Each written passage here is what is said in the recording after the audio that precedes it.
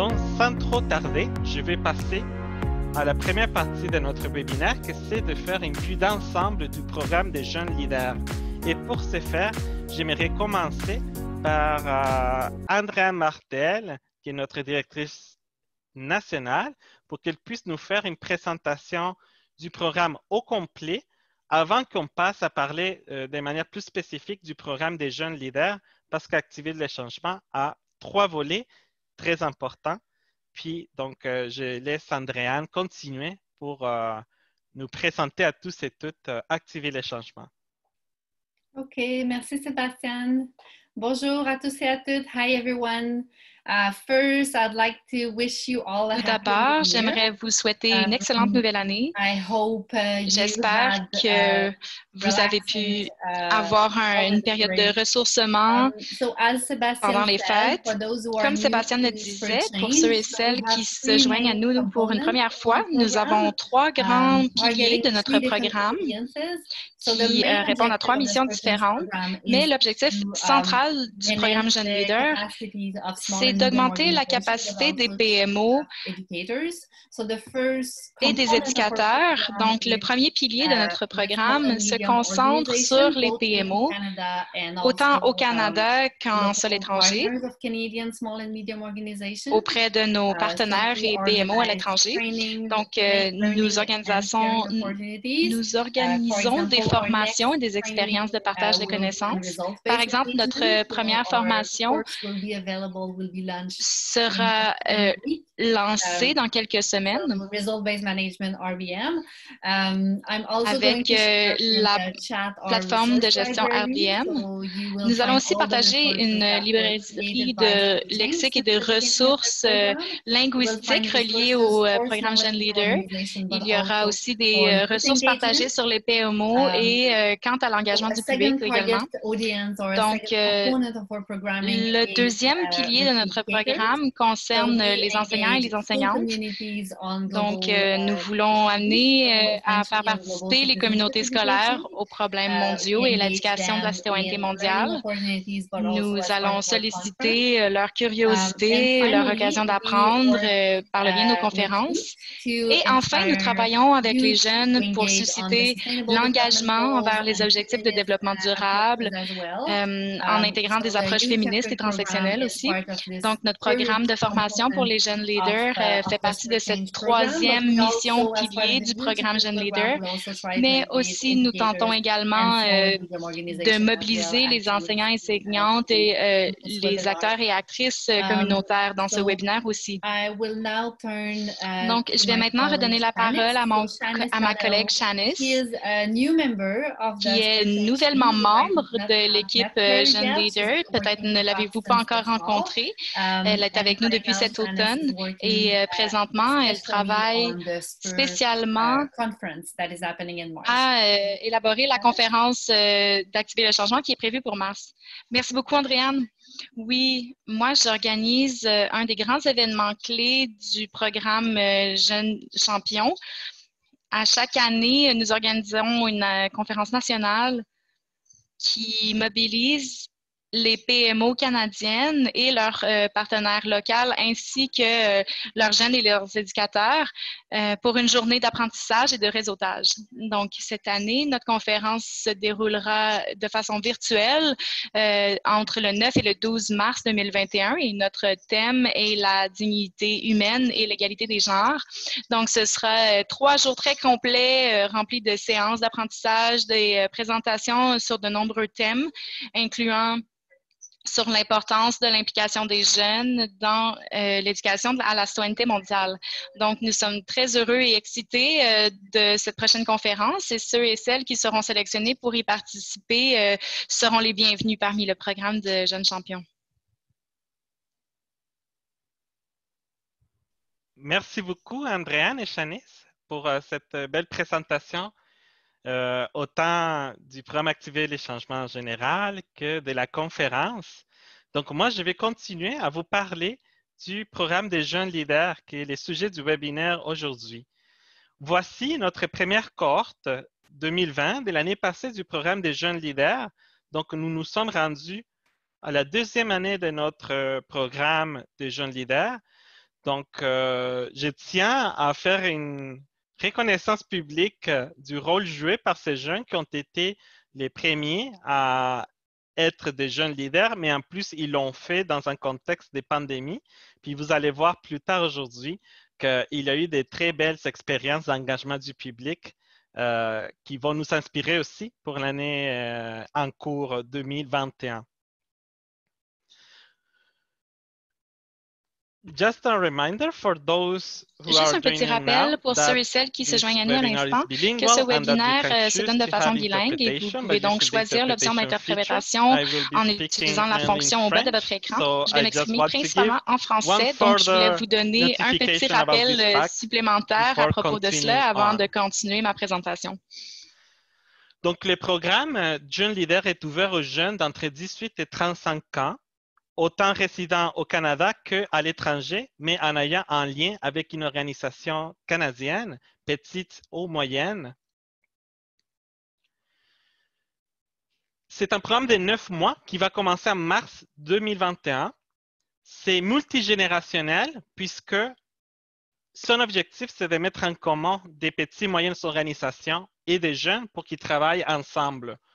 Aussi, dans un esprit de travail entre pairs, d'échange de connaissances et de collaboration entre eux et aussi avec les petites et moyennes organisations.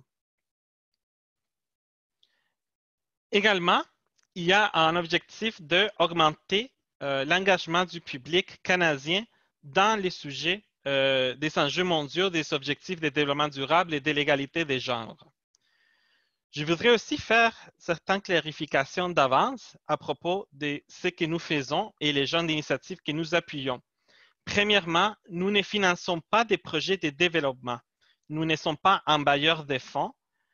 Ce que nous avons, ce sont des petits fonds pour appuyer des activités d'engagement du public. Mais nous ne sommes pas en mesure, ce n'est pas notre objectif de financer des projets de développement international. Ensuite, c'est aussi très important de souligner que comme l'objectif est d'engager les publics au Canada pour augmenter leur compréhension sur les enjeux mondiaux, les jeunes de l'international qui participent du programme doivent avoir un lien avec une petite ou moyenne organisation canadienne avant les débuts du programme. En même temps, en ce qui concerne les jeunes au Canada, et quand on dit jeunes canadiens, ce sont des jeunes résidents au Canada, puisque notre programme est ouvert aussi aux personnes qui sont résidents du Canada en tant que travailleurs temporaires, étudiants ou demandeurs d'asile. Les jeunes Canadiens sont encouragés à présenter une candidature conjointe avec une petite et moyenne organisation locale, mais dans ces cas-ci, exceptionnellement, s'il y a une très bonne candidature qui n'a pas une contrepartie pour travailler ensemble ici, on peut établir sa connexion après le début du programme. Donc, encore une fois, pour les jeunes de l'international, il faut avoir un lien préexistant avec une petite et moyenne organisation canadienne. Pour les jeunes qui sont au Canada, c'est fortement encouragé que vous aviez déjà un partenaire d'une petite et moyenne organisation, mais sinon, on peut éventuellement vous aider à trouver cette connexion. Pourquoi?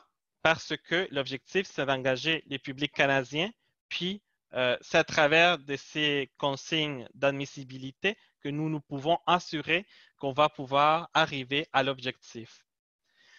Donc ensuite, je vais vous parler brièvement à propos des attentes que nous avons pour les différents partis, pour les différents participants et participantes du programme des jeunes leaders. Premièrement, pour les jeunes, on vous demande d'avoir au moins 5 heures par semaine que vous puissiez consacrer au programme. Il faut que vous soyez capable de communiquer soit en anglais ou en français, que vous aviez une moyen de communication fiable par Internet ou une ligne téléphonique. Si jamais vous n'avez pas la capacité de payer cette connexion-ci, nous pourrions éventuellement couvrir ces frais si ça vous empêche de participer. Mais c'est essentiel que vous puissiez participer aux activités en ligne, donc la connectivité est importante. Ensuite, vous devez être disponible pour participer aux webinaires de formation, pour des réunions, notamment avec votre partenaire, et pour préparer des journaux, des réflexions au fur et à mesure qu'on avance dans les programmes. Également, vous devez être capable d'organiser et réaliser des activités d'engagement du public en ligne et hors ligne. On a mis un astérisque ici parce que bien sûr que pour nous, la priorité, c'est de suivre les consignes de santé publique. Puis, on ne va pas encourager ni permettre que des activités dans le cadre de notre programme aillent à l'encontre des consignes de santé publique. Donc, pour la plupart des régions et territoires canadiennes, actuellement, c'est impossible de réaliser des activités en personne. Puis, autant que ça sera le cas, nous allons nous concentrer sur les activités en ligne. Et finalement, c'est aussi important que vous puissiez participer des processus de suivi et évaluation de nos différentes activités. Ça, ce sont les attentes pour les jeunes. Pour les petites et moyennes organisations qui sont les partenaires des jeunes, nous avons des attentes un peu différentes étant donné leur rôle. Le premier qui est très important, c'est que vous devez correspondre à la définition d'une petite ou moyenne organisation selon Affaires mondiales Canada, c'est-à-dire que votre revenu consolidé de l'année soit de moins de 10 millions de dollars et que vos dépenses à l'international soient de moins de 2 millions de dollars à l'année. Aussi que vous soyez capable, une personne ressource responsable avec laquelle, là où les jeunes leaders pourraient travailler, puissent consacrer jusqu'à 5 heures par semaine à l'initiative. Bien sûr, ça c'est variable. Quand il y aura des activités à co-créer, il y aura plus de demandes de temps que dans d'autres périodes, mais on estime que jusqu'à 5 heures par semaine seront nécessaires à consacrer pour les programmes et d'avoir les moyens de faciliter l'organisation des nombreuses activités d'engagement du public dans leur communauté. Ça veut dire que vous soyez capable d'appuyer les jeunes avec la diffusion à travers vos réseaux sociaux, de leur fournir tout support technique que les jeunes puissent avoir besoin, tout en considérant que nous-mêmes, chez Activer les changements, nous avons certains moyens techniques qu'on va mettre à votre disposition, mais c'est nécessaire que vous aviez la conscience que la co-organisation de ces activités d'engagement du public, ça aussi prend que l'organisation puisse consacrer des ressources si nécessaire.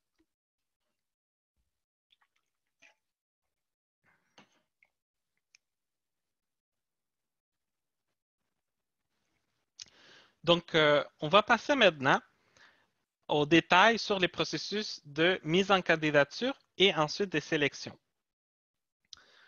Donc, les processus que nous vous proposons pour être certain que vous pouvez présenter une bonne candidature au programme, c'est premièrement de réviser les critères d'éligibilité pour les jeunes et pour les petites et moyennes organisations. Aussi, que les deux parties puissent regarder ensemble les objectifs et les attentes du programme avant de remplir les formulaires de mise en candidature. Puis ensuite, ce qui est important ici, c'est que l'échéancier, c'est le suivant, c'est que nous allons laisser les formulaires ouverts jusqu'au 1er février pour qu'on puisse donner les résultats du processus de sélection avant le 22 février et qu'au début de mars, on puisse vous acheminer une lettre d'accord où on va mettre tous ces engagements-là dans le papier. Et aussi, vous allez être invité à participer de la conférence 2021 d'Activer les changements que ma collègue Shanice a déjà présentée.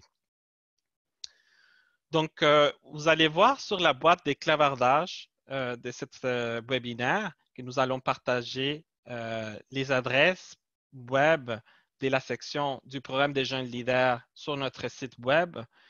Je vais passer rapidement pour vous montrer les sections les plus importantes pour votre mise en candidature à l'intérieur du site web. Donc, ça, c'est la page principale de notre programme Jeunes Leaders sur notre site web. Puis, si vous faites défiler la page, vous allez trouver ici les critères d'éligibilité, d'admissibilité. Si vous appuyez sur Jeunes ou PMO, vous allez voir la liste des critères.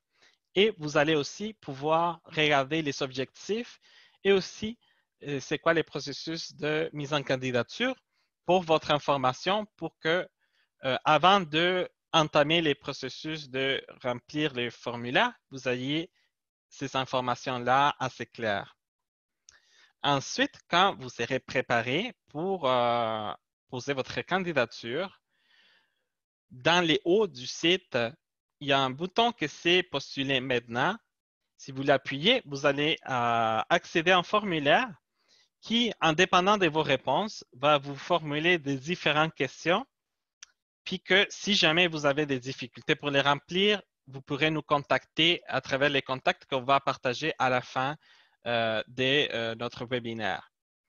Mais en définitive, ce qui est important à retenir, c'est que toutes les informations les plus pertinentes se trouvent sur le site web pour que vous puissiez, premièrement, regarder si vous êtes admissible, si vous êtes éligible à poser votre candidature. Ensuite, prendre connaissance des objectifs, que vous puissiez discuter avec votre partenaire. Et ensuite, vous avez là l'accès aussi pour remplir les formulaires et poser votre candidature. Et que si jamais vous avez une difficulté pour ce faire, ça nous fera plaisir de vous appuyer en nous écrivant un courriel à l'adresse qu'on va présenter à la fin de notre webinaire. En passant au programme de formation, puis en vous rappelant qu'entre-temps, vous pouvez poser des questions sur la boîte des clavardages. Nous aurons 30 minutes à la fin pour passer à travers toutes vos questions, celles qui ont été écrites et aussi celles que vous voulez nous poser de vive voix. Pour ce qui concerne les formations, notre programme, dans les premiers mois, va compter avec un nombre de webinaires traditionnels, si on veut, en ligne, des présentations des experts. On va voir tantôt les contenus qui ont été traités l'année passée. Ce sont aussi des initiatives d'apprentissage appliqué ou par l'action, donc d'apprendre en faisant. Il y a aussi des réunions avec vos partenaires que font partie du processus de formation. Il y a certaines formations où on invite les personnes des partenaires à participer également. Il y a du mentorat, il y a des interactions directes entre les PME et les jeunes qui font partie des méthodologies de formation. Puis, surtout, on veut créer une ambiance où les pairs peuvent échanger ces expériences et ces expertises pour que les programmes soient par et pour des jeunes. Donc, pour vous donner une idée des contenus des formations de l'année passée qui vont être similaires au programme à définir pour l'année prochaine, parmi les contenus, se comptent des compétences en médias sociaux et communication, des ateliers conjoints entre les PMO et les jeunes sur la collaboration intergénérationnelle, comment co-créer et co-concevoir une vision partagée d'activités à réaliser pour l'engagement du public, des enjeux de féminisme et de justice des genres, des justices climatiques, des mouvements sociaux des jeunes à l'international. Bref, c'est un éventail de différents sujets qui sont pertinents à notre objectif d'engager le public sur les questions de développement durable et aussi de l'égalité des genres avec une approche féministe. Donc, ces contenus-là peuvent changer pour ces temps-ci, mais ce sont les principaux axes vont rester là. Donc, on vous partage ces informations-là pour que vous aviez une référence de c'est quoi les genres de formation que nous allons réaliser. La rétroaction des personnes participant en 2020, je vous partage ça pour que vous voyez l'impact que la formation a eu sur certaines personnes participantes. Comme vous pouvez voir, il y a des personnes qui viennent des environnements très divers. Il y a des personnes qui ont mis à profit ces apprentissages dans un contexte rural. D'autres personnes qui ont appris surtout comment faire ce genre d'activités en ligne dans le contexte de la pandémie. Donc, nous pensons que c'est un programme de formation qui est particulièrement pertinent dans les contextes actuels où on est obligé d'aller vers les virtuels puisque les activités en personne ne sont pas possibles. Donc, chez Activer les changements, on a cette expertise-là parce que notre programme a été dès le début conçu comme un programme avec une dimension en ligne importante. Donc, c'est quelque chose que nous pensons que c'est une valeur ajoutée à participer au programme des jeunes leaders, autant pour les jeunes que pour les petites et moyennes organisations. Vous avez entendu souvent dans ma présentation parler de l'engagement du public.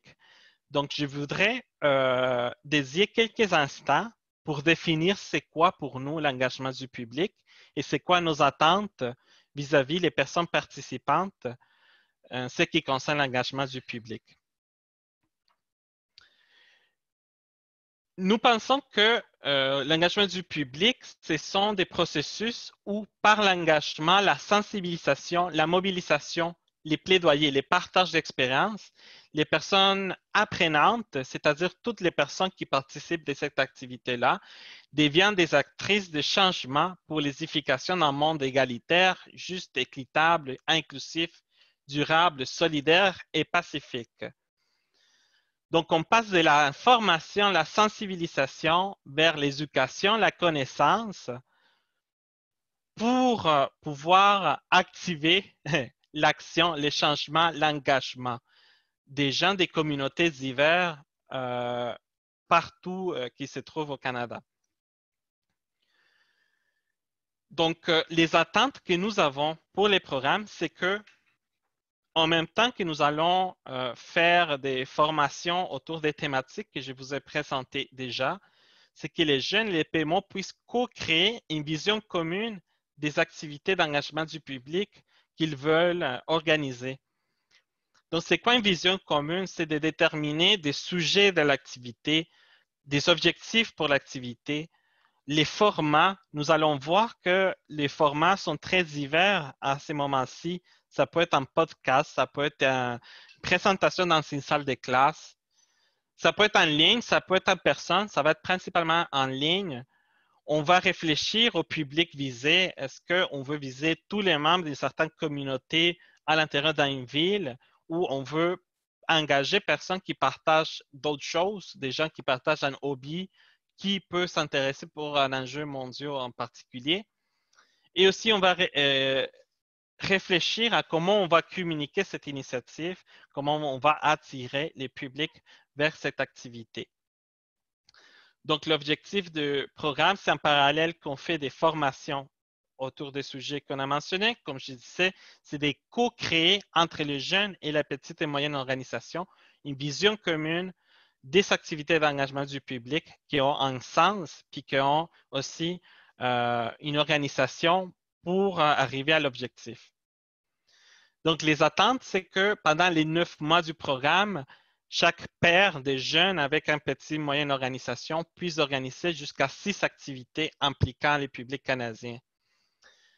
Et comme j'ai mentionné tantôt, ces activités peuvent prendre des différentes formes. Ça peut être de prendre la parole dans une classe de primaire, organiser un événement en ligne sur un sujet qui est important pour la communauté, créer un podcast, écrire un blog, lancer une campagne de médias sociaux, puis il y a ensuite aussi d'autres possibilités qui ne sont pas mentionnées, mais qui sont aussi des façons d'engager les publics. Pour vous inspirer, je vais vous présenter quelques initiatives des jeunes de la cohorte 2020.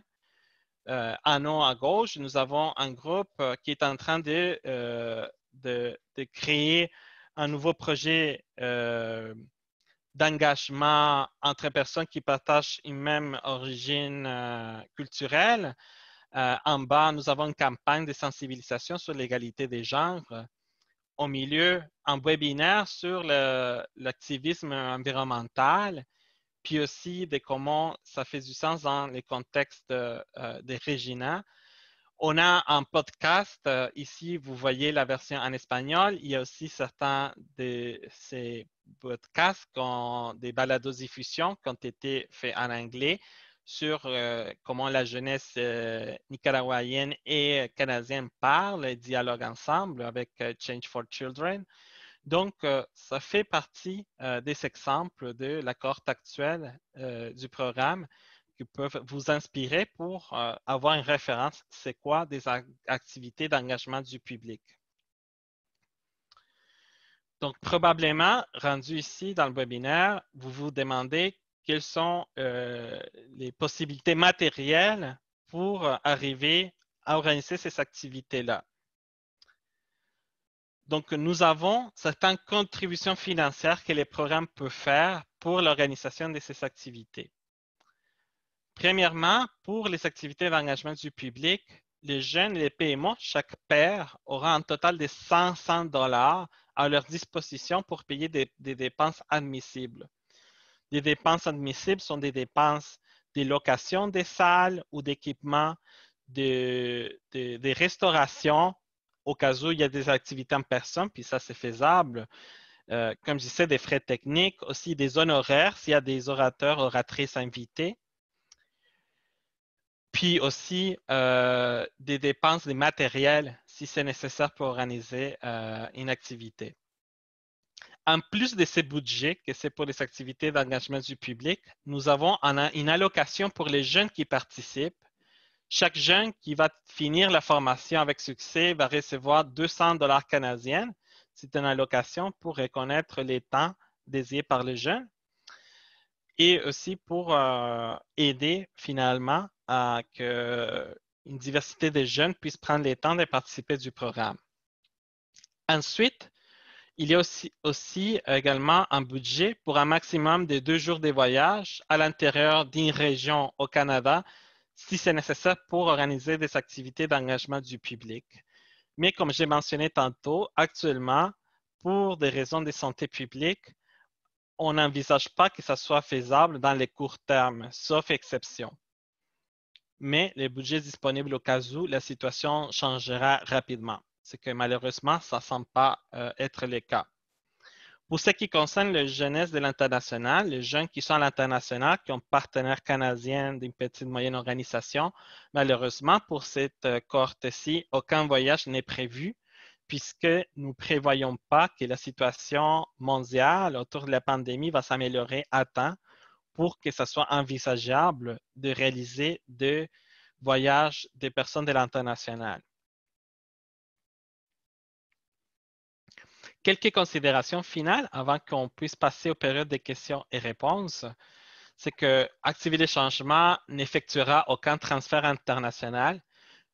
La responsabilité pour les allocations des jeunes de l'international et les remboursements de toutes dépenses faites à l'international par un jeune qui s'y trouve et qui est un partenaire PMO canadien sera du PMO, de la PMO.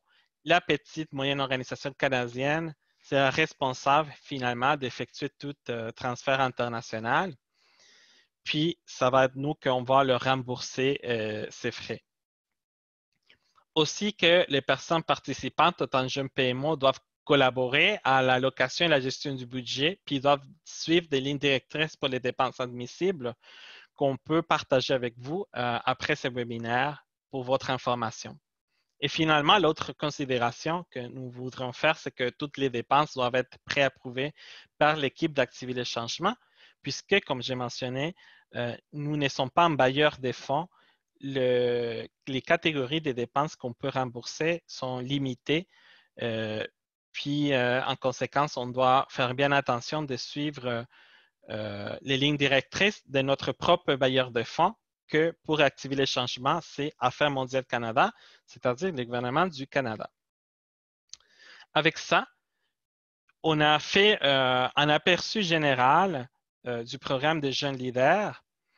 Donc, maintenant, c'est un temps ouvert pour des questions que vous avez. Je vois qu'il y a certaines questions déjà sur la boîte des clavardage. Donc, avant de donner la parole aux personnes qui veulent poser des questions de vive voix, on va passer à travers les questions qui sont écrites. Andrea, notre directrice nationale, va aussi contribuer à la réponse des questions. Merci, Sébastien. Je vois qu'on a 3 questions présentement. Nous en avons une la première est de Dixon au Congo. Donc, qui nous dit « Hello, I'm Dixon Okongo from Kenya and I'm co-founder… » Bonjour, je suis Dixon Okongo de Kenya et je suis cofondateur community-based organization in Kenya. D'un organisme communautaire au Kenya. And strongly interested in this program, but je suis fortement intéressée à suivre ce programme, any small and medium organization in Canada. Mais je ne participe pas à un programme de partenaire de PMO canadienne. Small and medium organization. Alors, est-ce qu'il y aurait une façon de me mettre en contact avec un organisme?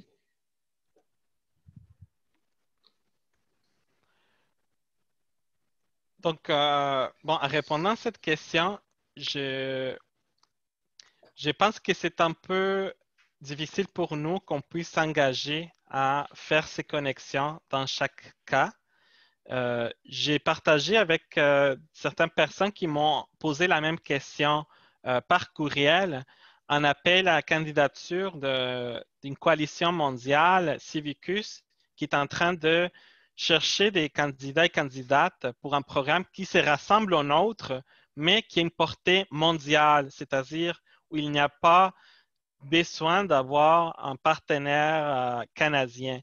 Donc, en vertu de ce qui est faisable pour nous, moi, ce que je vous recommanderais, c'est plutôt de regarder cet appel à candidature. Je vais le partager sur la boîte des clavardages, puisque ça répond plus directement à une personne à l'international qui n'a pas de partenaire canadien.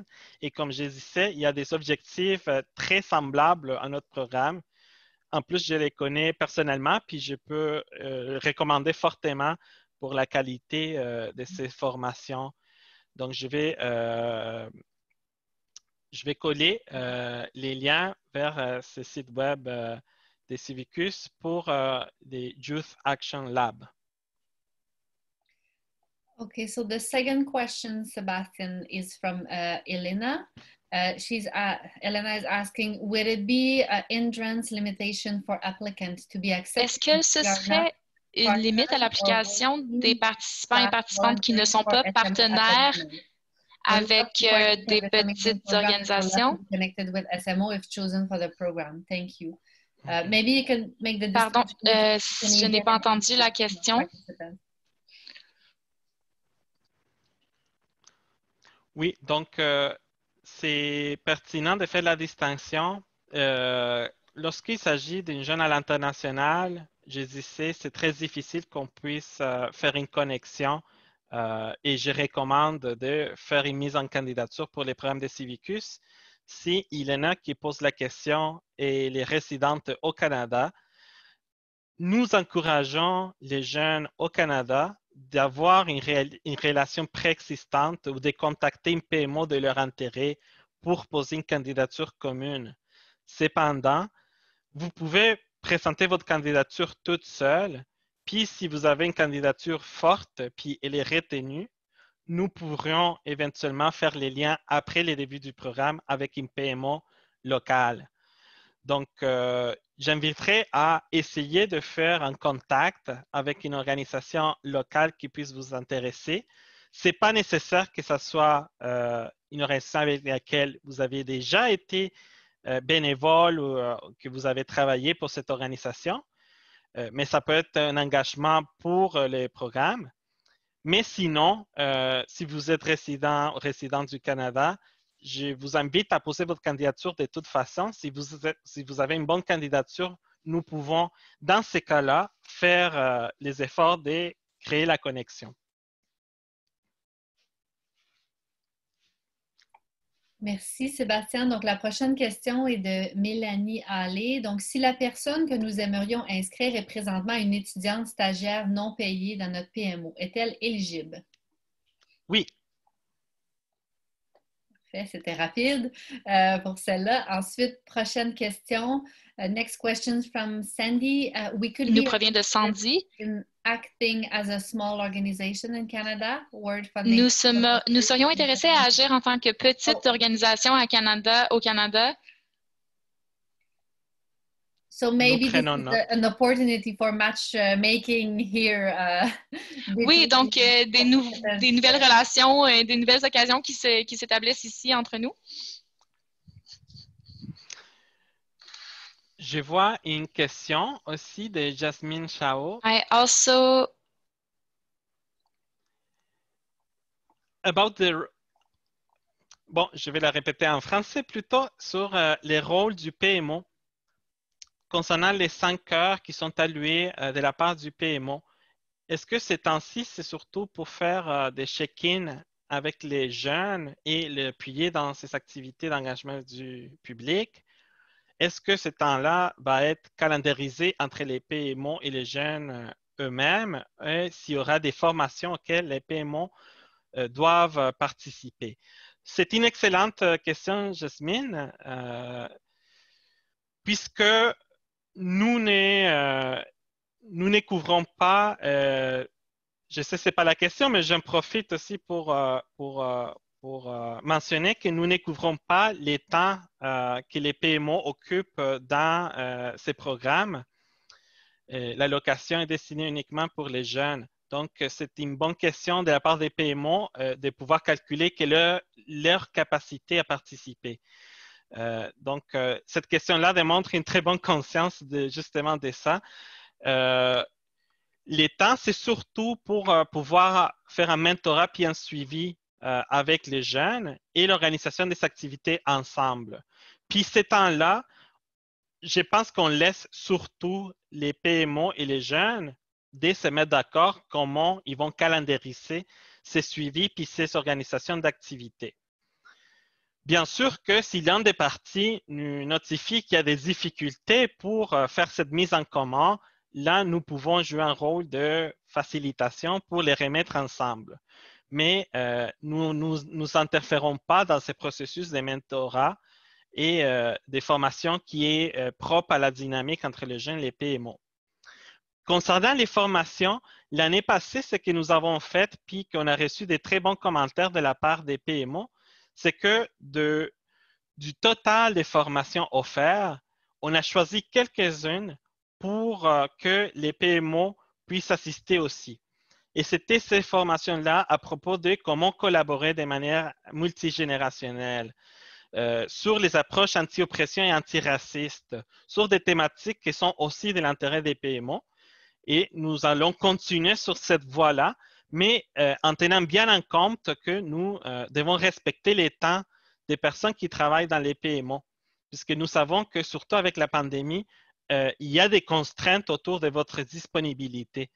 Donc, dans le fond, ce que je veux dire, c'est qu'on ne veut pas que la participation au programme, ça soit un problème ou quelque chose à régler avec une calendarisation fixe et inflexible. Ce que nous voulons, c'est plutôt un engagement, puis aussi de pouvoir offrir aux PMO des formations qui leur sont pertinentes aussi, comme celles que j'ai mentionnées tantôt. Je ne sais pas si Andréane veut ajouter quelque chose, parce que ceci, ça touche directement les PMO qui est au cœur d'Activer les changements. Non, je pense que tu as fait le tour. Parfait. Ashujan a une excellente question. C'est quoi une bonne candidature pour le jeune leader? Quelque chose en particulier? Bon, bien sûr que de répondre de manière consciente au formulaire, c'est un très bon début, mais je mentionnerai une seule chose à tout le monde que je pense qui est essentielle. Nous vous demandons quelles sont vos idées pour engager votre communauté, de comment vous feriez pour créer de la conscience sur les enjeux mondiaux, puis comment provoquer un changement dans votre communauté locale. Puis en autant qu'on aura des réponses, des pistes de votre part de comment vous prévoyez de manière préliminaire, sans aller au détail, mais quelle est votre inspiration pour faire ça? Je pense que cette candidature-là qui peut émettre une réponse à cette question, puis qui donne une réponse qui est enracinée aux circonstances de sa communauté, je pense que ça fait une différence. Puisque, comme on a présenté, les plus importants du programme, c'est qu'on soit capable d'aller chercher nos voisins, que les personnes qui sont à l'international avec leurs partenaires canadiens puissent aider à créer conscience au public ici au Canada de l'importance de s'attarder aux enjeux mondiaux, de l'importance de l'égalité des genres et surtout de l'importance de prendre l'action, de faire des changements. Donc, je pense qu'une candidature qui tient compte de ces éléments-là pour répondre à la dernière partie du formulaire concernant qu'est-ce que vous feriez pour engager les publics, je pense que cette candidature-là va être une candidature qui va se démarquer.